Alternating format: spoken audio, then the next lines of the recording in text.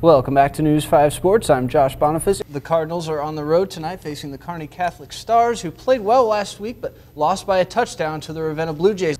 It's a big week for the Big 12 South. Big-time divisional matchups could very well determine early control, possibly putting that team on the fast track to the conference championship game. Number 8 Oklahoma and number 21 Texas meet Saturday at the Cotton Bowl in Dallas in their traditional October Red River rivalry. Let's go to the home of the Stars, who are looking for their second win of the season. Coach Dave Calling, he roams the sidelines there. In the first quarter, Keegan Fitzgerald fields the pass for Kearney Catholic at midfield and moves it upfield, breaks 1, 2, 3, 4, but not 5 tackles. Doesn't get away from number 5. Good return, good field position for the Stars.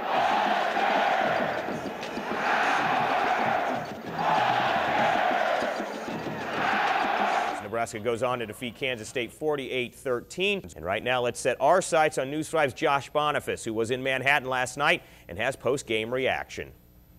We're here at Bill Schneider Family Stadium, where the Huskers get the conference season started off with a big red beatdown of their longtime division rivals, the Kansas State Wildcats.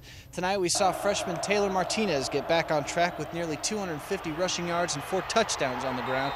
He also threw for a touchdown pass. After the game, we heard from Taylor, and we also heard from a very satisfied Bo Pelini. I thought we played pretty well. I thought there were a lot of good things on offense and defense. I didn't like the way we played special teams wise. I was disappointed with some of the things that happened there, but overall, pretty good effort against a good football team. And I'm glad that this was my first Big 12 game and we came out on top and we played really well. I love playing in these kind of environments. I'd prefer to play in away games. I think it's fun, and I don't know. Before today's game, many thought that K-State might be the toughest North opponent Nebraska may face this season. After making short work of the Wildcats, the Huskers will surely have some targets on their backs as the team to beat in the Big 12 North, but still a lot of season left to go. Today, Nebraska gets the Big 12 farewell tour off in style.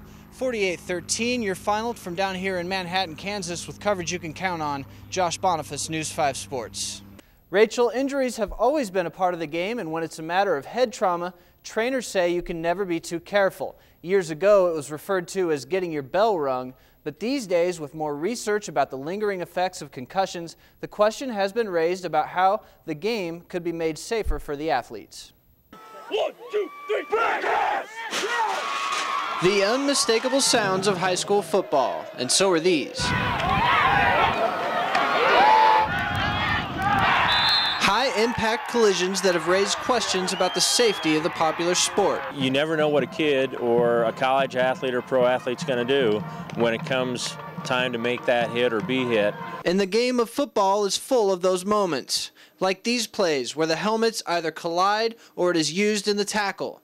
As in many sports, these moments are inevitable, and injuries are a part of the game because of it. In football, the worry this season more than ever is the helmet-to-helmet contact. I think the equipment that they wear keeps them fairly safe.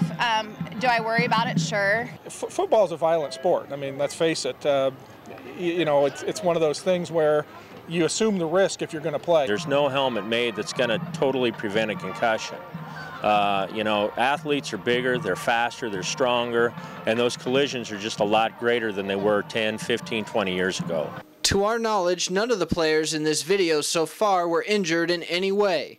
But on Friday night, we witnessed Aurora's Tyson Brockemeyer leave the game after landing on his head.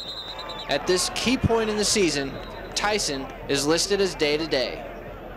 Bearcat athletic trainer Greg Limbaugh went on to say that for his team, it's a minimum of 7 days before a player can return to his team. In week 3 of Kearney High's season, a player suffered from a concussion. The sophomore never rejoined his team all year. Rachel, back to you. Ryan Weeks is getting this planting unit ready to do its job. He's installing the seed plates and working on the seed metering unit. Depending on the weather, he says he could be planting as early as this week. Planting is one of your probably the most important thing you do to get the crop off to a good start. If you don't plant it right, you're behind right away. We're going to do this every year no matter what. This is our jobs. I mean, we were planting corn when corn was $1.70. But the price of corn today is over $7 a bushel, something UNL Extension educator Ron Seymour says is good for the local economy.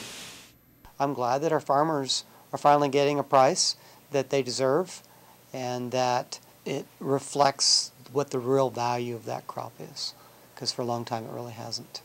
But as the price of commodities goes up, so do the input costs. Our input prices are astronomical compared to what they used to be. This year, farmers will be planting a projected 92 million acres of corn nationally. If that happens, it will be the second highest total since 1944. The production of our land, as far as the number of bushels per acre that we can grow, is much, much higher than it was in the 30s. And so we're actually getting a lot more corn out of the acres that we were growing. And it's a darn good thing. Weeks says in recent years the ag economy has been very good and says it looks to be good for the immediate future. But mostly, he's just happy it's not winter anymore. It's nice to not be working at the desk or working inside the shop. It's nice to be back outside where it's warm and playing in the dirt with the tractor. In Juniata, Josh Bonifas, News 5.